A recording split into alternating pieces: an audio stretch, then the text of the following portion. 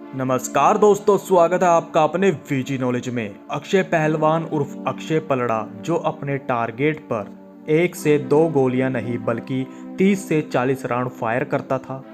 वो अपने टारगेट को आखिरी सांस तक गोलियों से भून डालता था। अक्षय पलड़ा का जन्म हरियाणा के सोनीपत जिले के पलड़ा गांव में हुआ। वो एक साधारण परिवार में पला बड़ा। अक्षय पलड़ा पहलवानी का शौक रखता था और वो देश के लिए मेडल लाना चाहता था, लेकिन कहते हैं ना, किस्मत कब पलटी मार दे कुछ पता नहीं होता। ऐसा ही कुछ अक्षय के साथ हुआ।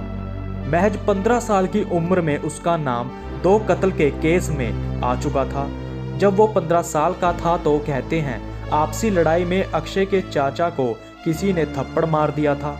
जब अक्षय पलड़ा को इसके बारे में पता चला तो उसने चाचा की बेइज्जती का बदला उन दोनों को मार कर लिया। यहाँ से ही उसकी पहली गिरफ्तारी हुई।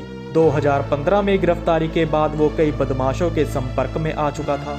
उसको हिसार बाल सुधार गृह रखा गया था। 18 महीने के बाद अक्षय पलड़ा बाहर आ चुका था। खबरों की माने तो कहा जाता है कि वो 17 अन्य बाल कैदियों को लेकर फरार हो गया था।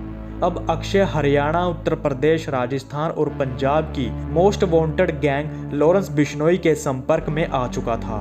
अक्षय पलड़ा की मुलाकात बिश्नोई गैंग के शार्प शूटर राजू बसोदी से हुई। राजू बसोदी ने अक्षय को संपत नेहरा और काला जठेड़ी से मिलवाया। अब ये वो समय था जब अक्षय को मानो किसी का खौफ नहीं रहा। उसने एक के बाद एक संगीन अपराधों को अंजाम देना शुरू कर दिया। वो रुकने का नाम नहीं ले रहा था। उस पर कई संगीन अपराध दर्ज हुए, जिसमें उस पर 17 हत्या, 15 हत्या की कोशिश और रंगदारी जैसे अन्य कई मामले दर्ज हुए। अगर इंस्पेक्टर सतीश देशवाल की माने तो कहते हैं अक्षय पलड़ा ने गलत रास्ता मजबूरी में नहीं बल्कि शौक में चुना था।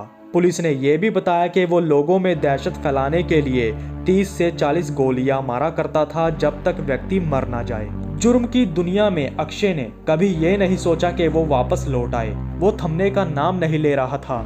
वो बेहद ही कम उम्र में खलनायक बन चुका था। बताया तो ये भी जाता है कि वो कोई नशा नहीं करता था और अकेले ही वारदात को अंजाम दे दिया करता था। अगर उसकी प्रॉपर्टी की कीमत की बात करें तो वो 5 करोड़ की है। 2 सितंबर 2015 को अक्षय ने अपने साथियों के साथ मिलकर राई थाना क्षेत्र में एक कार की लूट को अंजाम भी दिया था। 2017 में जमानत पर बाहर आने के बाद अक्षय ने सोनीपत के भीड़ भाड़ वाले इलाके में पिता और बेटे का शरेआम बेरहमी से कत्ल कर दिया। जनवरी 2018 में राजस्थान के राजगढ़ में कोर्ट रूम में 2 व्यक्तियों की जज के सामने गोली मारकर उसने हत्या कर दी। अक्षय पलड़ा पर गुंडा टैक्स वसूलने के भी आरोप हैं। पशु के लेन देन पर 90 गांव से वो गुंडा टैक्स लिया करता था। आपको बता दें, अक्षय ने हनुमानगढ़ के एंटी गैंग के व्यक्ति जॉर्डन को 17 से 18 गोलियां मारकर मौत के घाट उतार दिया था। उसने लॉरेंस बिश्नोई की गैंग के साथ मिलकर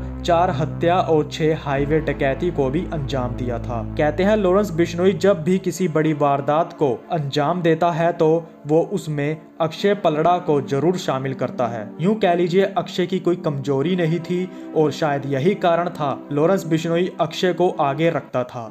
साल 2019 को अक्षय पलड़ा सोनीपत के एक निवासी को मारने की फिराक में था। तभी पंजाब की रोपड़ पुलिस को खुफिया जानकारी मिली कि अक्षय पलड़ा नूरपुर बेदी के ढाहा गांव में मौजूद है। जब पुलिस वहां पहुंची तो अक्षय की पुलिस के साथ मुठभेड़ हुई, जिसमें 7 राउंड फायरिंग भी हुए। 10 से 12 पुलिस ऑफिसर्स अक्षय को पकड़ने गए थे। नंगे पांव अक्षय खेतों में करीब 2.5 किलोमीटर तक भागा, लेकिन वो भागने में कामयाब नहीं हो पाया। पुलिस ने उसको पकड़ लिया। अक्षय पलड़ा के पास से पुलिस ने 3 देसी पिस्तौल और गोलियां भी बरामद की थी। तो दोस्तों, ये थी अक्षय पहलवान उर्फ अक्षय पलड़ा की जिंदगी से जुड़ी कुछ बातें। वीडियो को देख रहे दर्शकों को यही संदेश देना चाहेंगे कि अच्छे काम कीजिए और अपने माता पिता का नाम रोशन कीजिए।